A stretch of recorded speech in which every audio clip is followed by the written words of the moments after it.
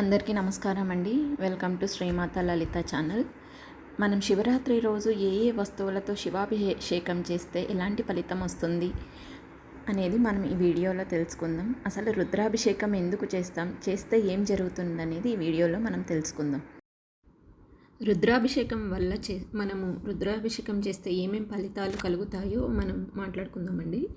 శివుడికి రుద్రాభిషేకం చేయడం వల్ల అనుకున్న కోరికలన్నీ నెరవేరుతాయి. విద్య, ఉద్యోగం, వ్యాపారం, ఆరోగ్యం, ఆర్థిక అంశాలలో దీర్ఘకాలిక సమస్యలతో బాధపడుతున్న వారు శివుడికి రుద్రాభిషేకం చేస్తే ఆ కష్టాల నుంచి గట్టెక్కుతారు. శివుడికి రుద్రాభిషేకం చేయడం వల్ల గ్రహపీడలు, దోషాలు కూడా తొలగిపోతాయి. శివుడికి కొన్ని ప్రత్యేక రోజుల్లో రుద్రాభిషేకం చేస్తే ఇంకా ఎక్కువ ఫలితం ఉంటుంది. సోమవారం, మాస శివరాత్రి, మహాశివరాత్రి, శ్రావణ మాసం, కార్తీక మాసం, త్రయోదశి, చతుర్దశి రోజుల్లో రుద్రాభిషేకం చేయించుకుంటే చాలా మంచిది. ఇంట్లో రుద్రాభిషేకం చేస్తే తప్పులు జరిగే అవకాశం ఉంది కనుక ఆలయంలో పండితులచే గోత్రనామాలు చెప్పించి ఈ రుద్రాభిషేకం చేయిస్తే చాలా మంచిది.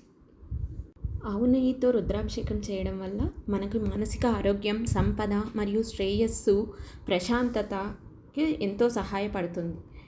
అదే మనం ఆవ నూనెతో చేసినట్లయితే ద్వేషించే వారిని మరియు ప్రతికూల వ్యక్తులని దూరంగా ఉంచుతుంది, శత్రు విధ్వంసం చేస్తుంది, పేరు, కీర్తి ప్రసాదిస్తుంది.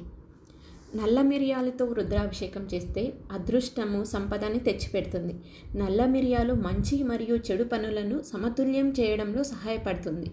ఇది ఒక వ్యక్తికి ఒక మంచి అనుభూతిని కలిగిస్తుంది. లవంగాలతో రుద్రాభిషేకం చేయడం వల్ల సమస్యలు, అడ్డంకులు వదిలించుకోవడానికి సహాయం చేస్తుంది. చక్కెరతో రుద్రాభిషేకం చేయడం వల్ల ఆనందము, మనశ్శాంతినిస్తుంది. అన్ని బాధలు, కష్టాలు, దుఃఖాలను అంతం చేస్తుంది. బిల్వపత్రాలతో రుద్రాభిషేకం చేస్తే బిల్వపత్రాలు, ఉమ్మెత్తు పువ్వుని కలిపి పూజిస్తే చతుర్విధ పురుషార్థాలు లభిస్తాయి. శ్వేత బిల్వంతో పూజిస్తే ఆరోగ్యం సిద్ధిస్తుంది. 6 నుంచి 21 రేకులు కలిగిన బిల్వపత్రంతో పూజిస్తే చేపట్టిన పనులలో అఖండ విజయం లభిస్తుంది.